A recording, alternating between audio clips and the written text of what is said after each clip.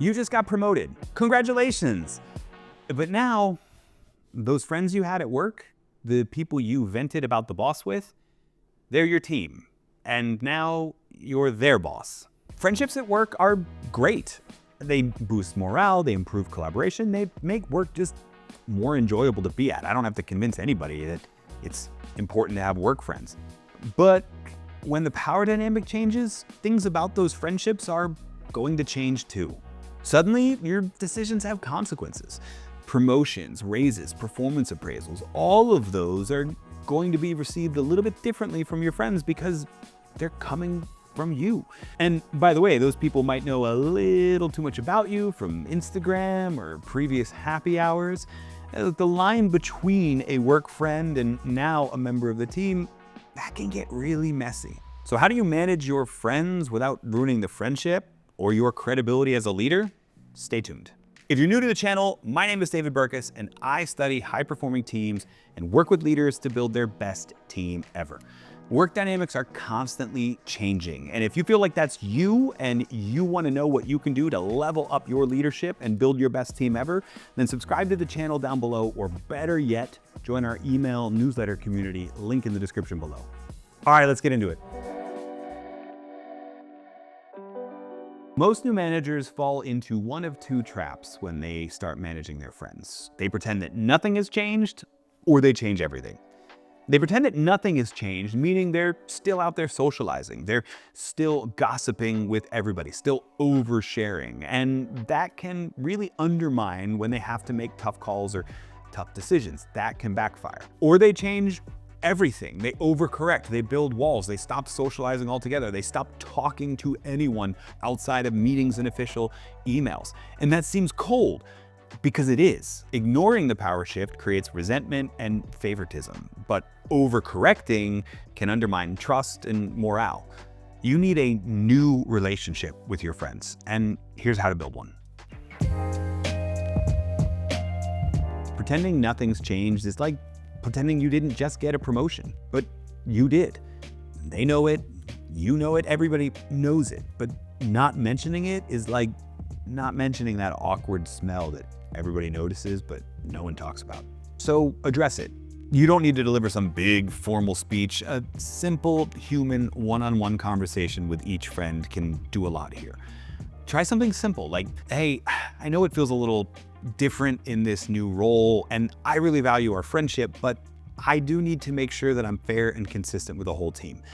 What kind of boundaries make sense here? That's it. Short and honest and specific. And trust me, your friend is already feeling the shift, so this conversation won't come as a surprise to them. They're wondering how things are going to change, but they're waiting for you to address it. So be first. Bring it up. It shows you care. Part of this transition is really embracing the new role and understanding that things are going to be different. You're the leader now. And you could still be friendly, but you're not one of the gang anymore. You're not that person swapping office gossip in the break room with them anymore. You can't be. This is a mistake a lot of new managers make. They're still trying to hold on to that old dynamic. They're still trying to be in friend mode. And as a result, they're oversharing, they're venting frustrations. And mostly just to a subset of the team that were their old friends. But those conversations hit differently. And by the way, they hit differently for the people that aren't a part of it as well. And a joke about another teammate isn't harmless anymore. It's favoritism. More on that in a second. Any venting of frustration of a senior leader decision or a company policy, well, that can set off a wildfire of negativity and insubordination.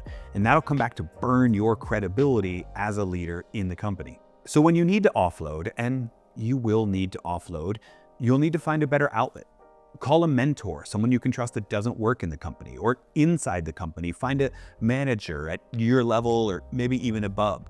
Find someone new that you can be honest with that isn't a member of your team. Here's the nuance though. You don't have to be cold and robotic and avoidant with your team, your old friends.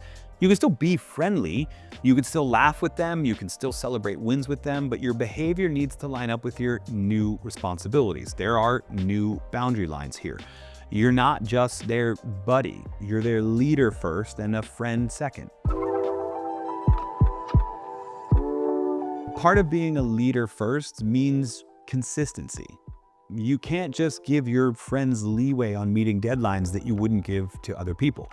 You can't just be running out to lunch with them all of the time because that's what you used to do. That's gonna come off as, well, what it is: favoritism. And I know you might be thinking, well, maybe they won't notice, but trust me, they always notice. And once they notice favoritism or even suspect favoritism, the dynamic on the entire team changes.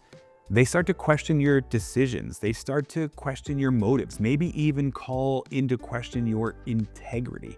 So be deliberate about how you give feedback, recognition, and opportunities. Lunch invites, well, rotate them around or keep them open to everybody. Performance feedback, always tie it to clear, measurable goals so it's obvious that the feedback applies to everyone equally. Recognition, spread it evenly and shine the spotlight on the entire team, not just the face or faces you're closest to. Consistency and fairness aren't just nice leadership principles, they're credibility shields. And by the way, social media makes this whole thing way trickier. Before, you were just friends, you were peers following each other on Instagram, laughing at the same memes and sending each other funny things in your DMs. But now, all of a sudden, that harmless online banter can send all the wrong signals. Think about the risks. Your friend posts a casual selfie of both of you at a weekend barbecue or a football game, and now the whole team sees it. Favoritism. Or they post a meme that's funny, but maybe slightly offensive, and you like it, and guess what? Favoritism and bias. Or maybe they hit you up in their DMs and vent about a teammate, and you share just a little too much of your personal opinion. And there it is, favoritism again, this time with receipts. You don't have to go full ghost mode, but you do need to reset some boundaries. Probably need to tighten up some privacy settings and unfollow or add follow a few other people to make sure it seems fair. Protect your credibility and your friendship by keeping work and social media in their proper lanes. And when it comes to what you share, my rule of thumb is if you wouldn't put it in a company email, you don't put it in any electronic communication, even if it's seemingly outside of work, because it always gets back inside of work. One of the coolest things about work is that we do it with other humans. And one of our core motivations as a human is to protect and promote the well-being of others, what we often call pro-social motivation or pro-social purpose.